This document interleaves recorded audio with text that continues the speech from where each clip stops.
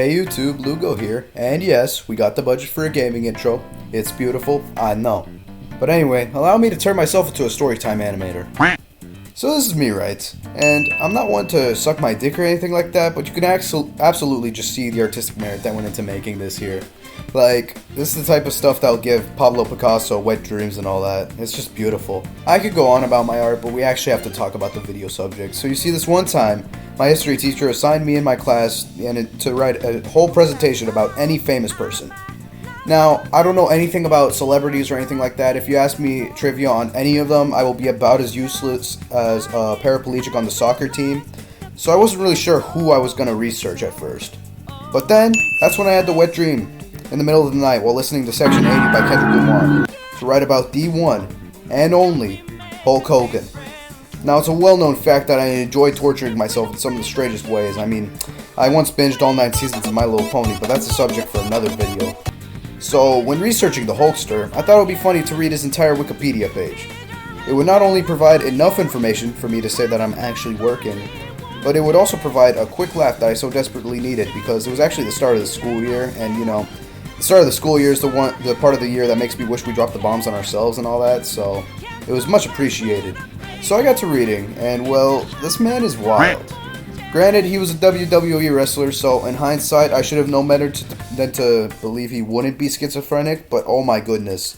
This man had a lot going on. Like, I know the other WWE wrestlers are crazy too, you know, John Cena, Sammy Chung Chao and all that, and Kurt Angle like the old boys or some shit. But I'd argue that wouldn't really hold a candle to some of the business ventures and overall story that Hulk Hogan has to offer. So that's why we're here. In today's video, I'm going to be delving into the whole Hulk Hogan manga, every arc and every controversy. Let's begin.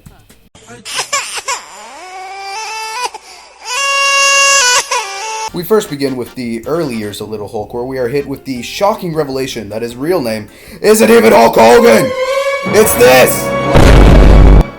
Fucking Terry Ebola or some shit, I don't know. But what I do know is this is a goddamn travesty. I remember seeing this for the first time and immediately breaking down into tears. Man, I became so emo. I started listening to X, Juice WRLD, Tom McDonald, all those school shooter type playlists. How could Hulk Hogan's real name not be Hulk Hogan? Yes, I'm mentally disabled. But anyway, Hogan was born in Augusta, Georgia in 1953, but his family moved to Port Tampa, Florida when he turned 1.5 years old. Now, what many people don't know is that he's had several aspirations that came before wrestling. He first wanted to be a professional baseball player, but his arm got shot off or something, and he retired. He then went into the music industry, playing fretless bass guitar for several bands, which would be a snippet of genius this man would give to the industry. Eventually, though, Hogan became a fan of wrestling and would be asked to train under... I don't know who this guy is, let's just call him Jungkook. Hogan accepted, and after some training, he would begin wrestling for the Championship Wrestling from Florida, under the masked persona, the Super Destroyer. I'm not gonna cap with y'all, this outfit looks fucking stupid, like, oh my god! He looks like a rejected DC supervillain. Regardless, this was still the start of a very, very successful wrestling career. Oh my god, I feel so good. Slow down. A year later, Hulk would go on a quick hiatus from wrestling after retiring from training under Jungkook. Whilst retiring, he met a man by the name of Ed Leslie. The two became good friends and even wrestling partners whenever Hulk came back into wrestling. They would become the Boulder Brothers, Hogan being known as Terry the Hulk Boulder for his incredibly big muscles. Muscles that make me thank Buddha daily that ball play exists. The two would part ways eventually, Hogan continuing his Hulk alias and Ed going under the name fucking Brutus Beefcake. Man was on that za. But whatever, Hulk would go on to compete in several tournaments and would win his first tournament in the NWA Southeastern Heavyweight Championship. After this, he would join the World Wrestling Foundation, picking up the last name Hogan to start an Irish persona. I'm unaware as to why they thought turning him into a leprechaun was a good idea, especially when my man looks tanner than my ass cheeks after a trip to the nude beach, and buffer than if you were to inflate any Asian Olympian. But at the same time, I don't have it in me to care when Hulk Hogan is such a beast name in and of itself that it makes me nut just saying it. I'm gonna need a towel. Anyway, after filming a scene for Rocky 3, Hulk would attempt to start his vigilante villain arc for no reason in particular. But however, fans already loved his presence as Hulk Hogan, so he would inevitably stay as such. He would rejoin WWF in 1983, beginning the rise of Hulkamania. Big sight, new, Hank, Coco, big sight. Hulk would go on to become a legend amongst legends in the WWF ring. His gear had grown into the famous red and color scheme he is remembered for today, and would enter the ring ritualistically, ripping his shirt off. Now, researchers will tell you gay awakenings were a thing that stemmed all the way back into the Roman eras, where Julius Caesar and friends were all making out, having butt sex, etc. But, that's some old bullshit. To tell you the truth, this is what would spark the manly desire for other men. Hulk Hogan is such a treasure to our community, to the point where he is responsible for gay people existing. Hulk Hogan invented gay people. This is a load of shit, I apologize. Anywho, Hogan would often be put up against whoever the current unstoppable monster was.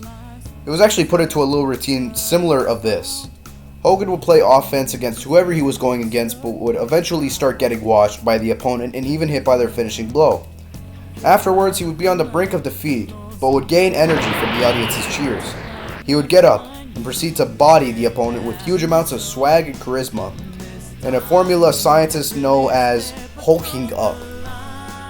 Now, these fights were very formulaic, however, they would boost his reputation and popularity, and in January 23rd of 1984, Hogan would win his first WWF Worldwide Championship.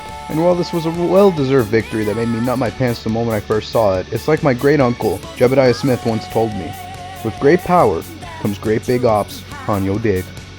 Marvel Comics pulled up and were upset at the noticeable similarities between Hulk Hogan and the much inferior Incredible Hulk.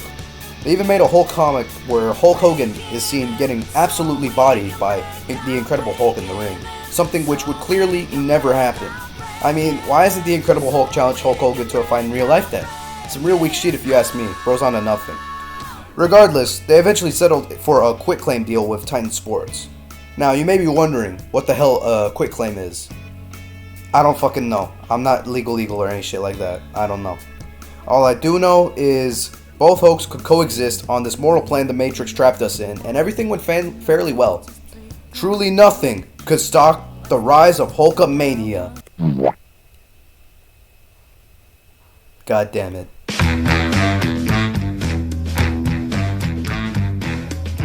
Okay, so you're probably wondering where all hell was gonna go loose for this man. Well, here it is. Hulk Hogan has done some mad zesty things with his career. Some silly and others are... yeah, they're not great. Let's get the big one out the way. He dropped the hard R. You stupid n***! Yeah. He also admitted to being racist. All this in a sex tape, mind you, so, yeah, that's not very good. He did apologize. He did. He said it went against his beliefs and was offensive. So, very understandable. I think we should all forgive him. However, he did lose more fans than Germany lost Jewish people in the 1940s, so, not great. And after that, really wasn't much going on with Hulk Hogan after that. He occasionally did cameos for WWE, but I don't think that he really wrestled after that. Well, maybe he did. I don't know. I was having a mental shutdown reading this whole article, and I'm currently smoking opium to recover any sanity my brain has left. But anyway, there are still some other goofy shit that he's done that aren't nearly as bad as pulling a PewDiePie. What a fucking name.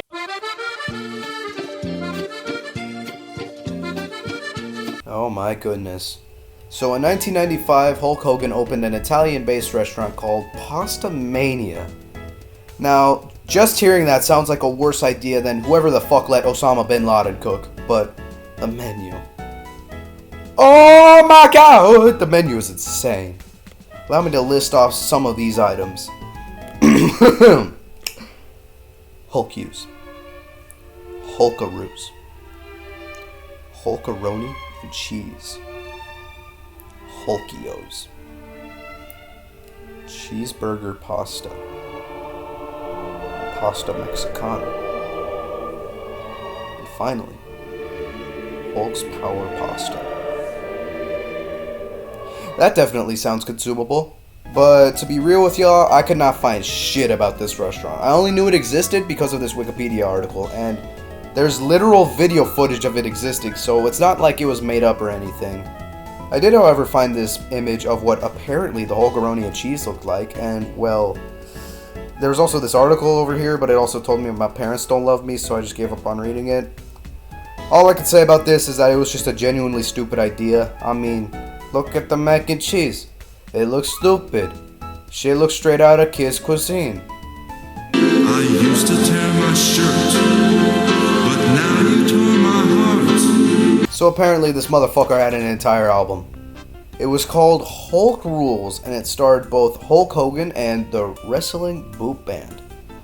Who's the Wrestling Boot Band? I have no idea. What I do know is the album was 10 tracks, all made so corporate could suck Hulk off. And because apparently rich people are even more down bad for the stack than me. I was confused as to why, but then I realized they're rich. It makes sense. But what doesn't make sense is my favorite track off this album. Yes, I did listen to it. What was it like? Well, I'll tell you. It was essentially if you were to circumcise every Kidz Bop album and shove it up a blender. But as I was saying, the confusing thing was this track called Hulkster in Heaven. Because you see, this man made an entire 4-minute song to apparently honor some kid who died before he could even watch Hulk wrestle at an event or something. I'm not sure. Now, seems like an overall positive message, but it's really freaking hard to take him seriously when the main hook is the world just lost another Hulkamaniac. That and the goddamn MIDI trumpet sounds like it was made by a blind, deaf, crippled, just overall disabled child who had cracked FL Studio, no virus, downloaded on his Chromebook. I'm being very serious, by the way. I would recommend this album, but it's hardly funny in how bad it is. It's just Hulk and friends sucking Hulk off because of how great Hulk is. There's more depth and High Guardian Spice characters than this shit.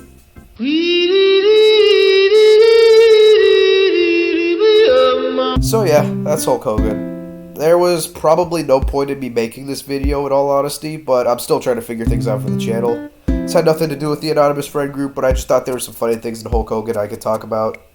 That's really about it, really. Thank you for watching our One Piece filler arc. Don't worry, next arc is canon, but for now, that's gonna be it. See ya.